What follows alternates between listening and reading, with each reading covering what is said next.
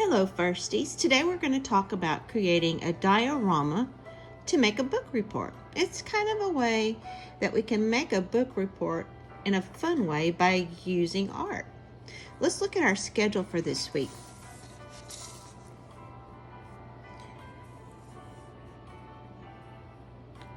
On Monday, we're supposed to listen to Making Dioramas, which is what you're doing right now.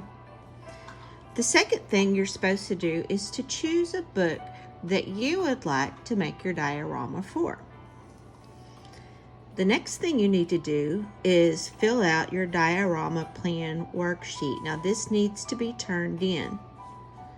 And then on Thursday, it says start working on your diorama. It is due not this Friday, but the next Friday on May 1st. So you have a full week plus an extra day to work on your diorama. Okay, so the first thing you need to do is choose a book.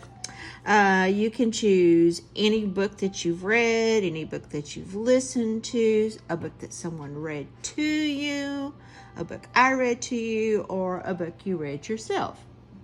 Then after you do that, you need to fill out your diorama plan.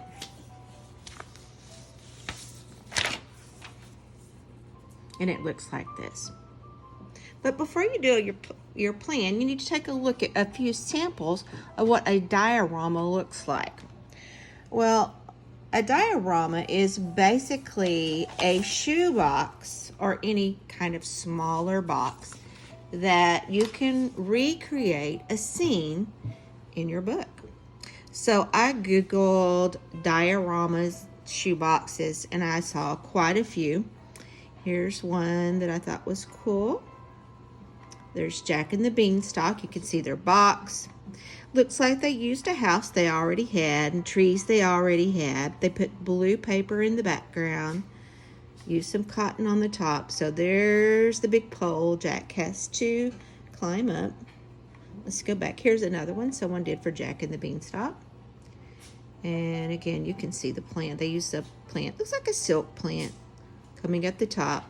And they used a toilet paper roll for the castle up on the top. And let's see if we can. Here's one for Three Little Pigs. You can see that they use little play pigs that they already had. They already had these animals. They used some rocks to surround the pond. The pond. Let's see here. There's Hansel and Gretel. It's a veggie Hansel and Gretel. Here's Little Red Riding Hood. So if you want to see more of these, you can just Google it. You see lots of examples. All right, now that I know what a diorama is, I'm going to get my plan back out. Looks like this. If you don't have a printer, don't worry. You can just write this down on a piece of paper. That's what I did. I just used some fancy markers. You need to put your name up on there so that we know who it's from. You need to put the title of the book that you've chosen. You need to put the setting. So when you do a diorama, you choose one setting from the book. Like I chose a setting that I'll talk to you a little bit about, but you don't do the whole, but just one particular part. And then you're going to list the characters that were in that setting. So again, if you're doing Little Red Riding Hood when she was in the forest, the only thing that you would see there is maybe Little Red Riding Hood and the wolf. You wouldn't see Grandma, so you wouldn't need to list Grandma there. And your setting would have been in the forest. You need to list all the materials that you think you're going to need for your diorama. And then you need to draw a picture of the plan that you want for your diorama. Now here is the one that I created. I'm going to go ahead and use the Paper Bag Princess because we're all familiar with that because we did that story a couple of weeks ago. Put my name at the top. I put the book title, Paper Bag Princess, the setting. I decided that I was going to do the setting outside by the castle where Elizabeth confronts the dragon. The characters, well, in the scene that I chose, Elizabeth, Ronald, and the dragon were all in their Ronald was up in the castle. So you can see I drew the scene that I wanted to create. I want to have a tree and some clouds and sunshine. I want to have my castle with Prince Ronald up here. I don't need his whole body, just his head. There's a dragon. See, this doesn't have to be a wonderful drawing because we're just representing our plan. Then I want to have Elizabeth. Then I came over here and I listed everything that I thought I might need.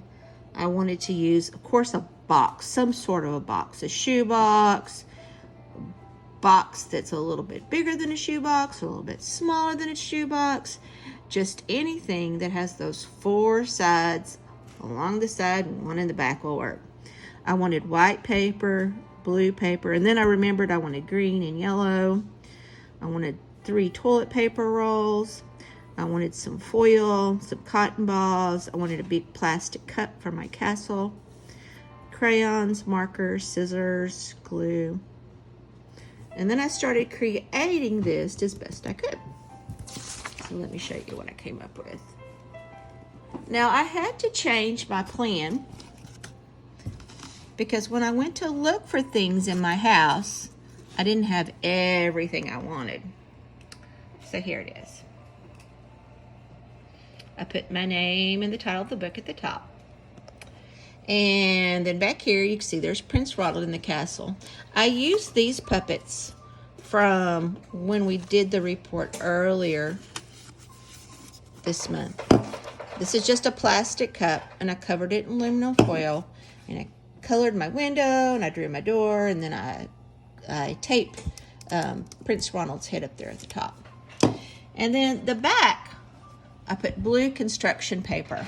What would have been cool is if I would have used white paper and then drawn on it, but next time I might do that. I cut out a sunshine out of yellow paper. Now, if you don't have yellow paper, you can draw a sunshine on white paper and then cut it out and stick it back there. Now, for the cloud, I was going to use cotton balls because I saw Bailey had used one, I think, on her rainbow, and I thought that was really cool. But when I went to look, I didn't have any cotton balls. So I took a paper towel and I tore it in half, and then I wadded it up, and then I glued it back there. Now, here's the dragon. I cut off the bottom so I could make him lower to the ground, kind of like he was sitting on the ground. And there's Elizabeth, and I trimmed her at the bottom too. And then tree is easy peasy. Take a toilet paper roll, and then I just drew here.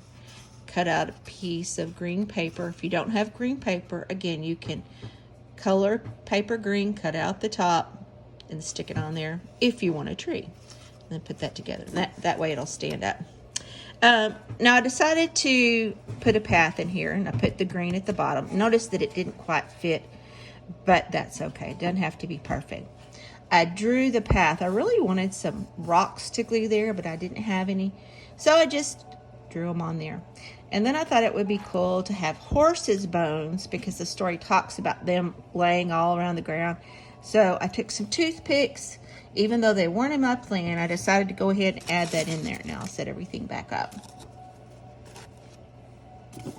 So your plan may have to change depending on what you can find around your house. I don't want anybody to go buy anything. We need to be creative and use our brains. What can I use around the house if I don't have what I need? And I look forward to seeing your dioramas. Again, they're not due until not this coming Friday, but the next Friday.